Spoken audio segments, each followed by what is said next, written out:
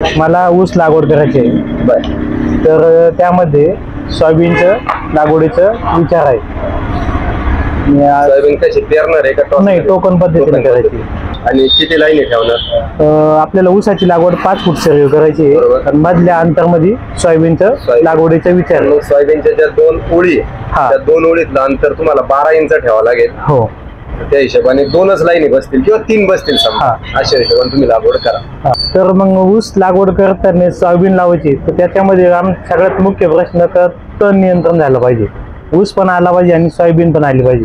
करता येईल। तर त्यासाठी लागणारे योग्य तणनाशक कोणतं वापरता येईल याचं उत्तर आम्हाला पाहिजे। आज या ठिकाणी अजित भाऊ बोठे यांना ऊस 5 फुटी सरीला ऊसाची लागवड करायची आहे आणि त्या ऊसामध्ये हाताने लोटण्याचं, हाताने चालवण्याचं जे टोकन यंत्र आहे, त्या टोकन यंत्राच्या साहाय्याने ऊसामध्ये सोयाबीन हे आंतरपीक करायचं आहे। परंतु त्यांनी आल्याबरोबर सांगितलं, मागील 5 दिवसापासून आमच्या दोघा भावंडांमध्ये हा विषय चालू होता की क्षेत्र थोडं थिडकं आपलं 5 एकर आहे आणि ह्या 5 एकर क्षेत्रामध्ये आपल्याला टोकन पद्धतीनं, ऊसामध्ये टोकन पद्धतीनं सोयाबीनची लागवड किंवा सोयाबीनची टोकन करायची आहे।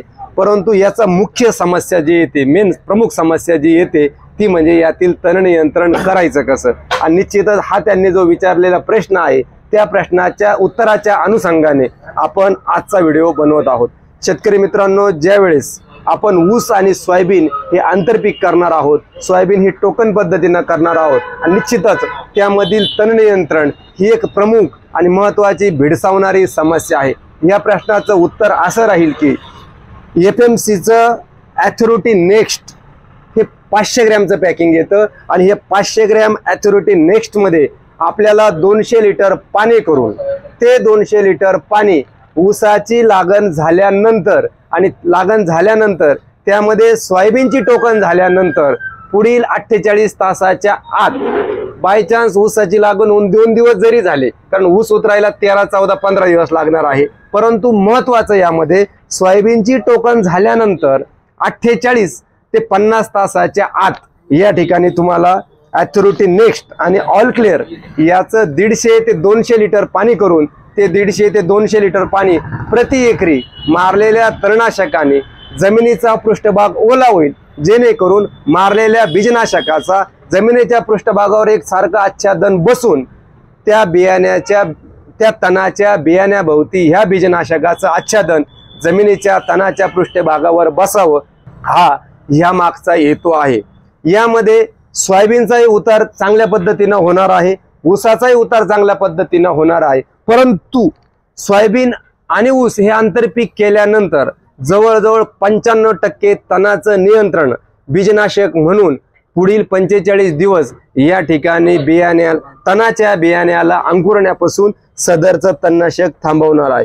सदरचं जे तणनाशक आहे ॲथॉरिटी नेक्स्ट याचं प्लेन ज्यावेळेस आपण ऊसात, निव्वळ जर ऊस असेल आणि ऊसामध्ये जर FMCचा ॲथॉरिटी नेक्स्टचा आपण वापर करतो, त्यावेळेस याचं प्रमाण प्रति एकरी म्हणजे 200 लिटर पाण्यासाठी 1 किलो ह्या प्रमाणात असतं। परंतु सोयाबीन आणि ऊस हे आंतरपीक असल्यामुळे या ठिकाणी आपण ॲथॉरिटी नेक्स्ट याचा वापर 200 लिटर पाण्यासाठी 500 ग्रॅम आणि ऑल क्लिअर याचा वापर 200 लिटर पाण्यासाठी 250 ml जोडीला 1 किलो युरिया ह्या प्रमाणात घेणार आहोत।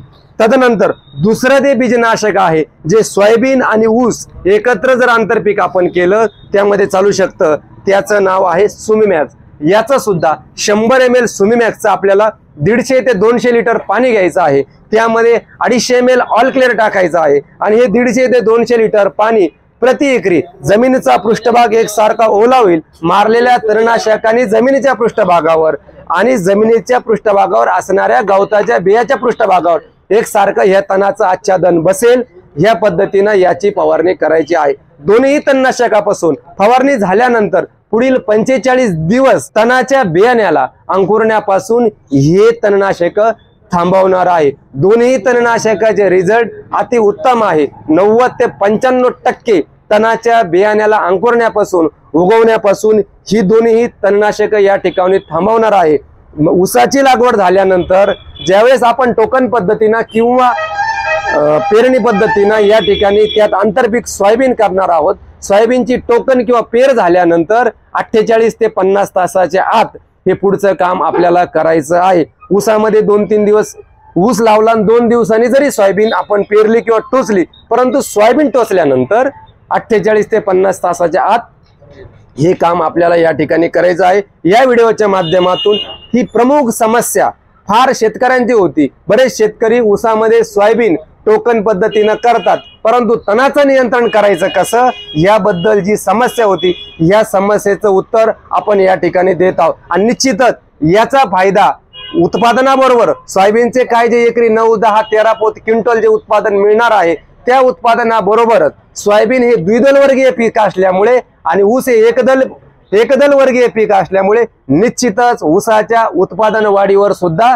याचा चांगला परिणाम होऊ शकतो। नव्हे तर एखादा प्रगतशील शेतकरी असेल का ज्याला सोयाबीन पिकाला हिरवळीचं खत म्हणून जर ऊसामध्ये दाबायचं असेल, तर त्या शेतकऱ्याने सुद्धा सोयाबीन फुलाच्या अवस्थेत पुढे निघाल्यानंतर ती सोयाबीन आपण ऊसामध्ये, झापडीमध्ये किंवा खोलीमध्ये सोयाबीन ज्यावेळेस आपली 70 दिवसाची होईल त्यावेळेस आपण त्यामध्ये हिरवळीचं खत म्हणून दाबू शकतो।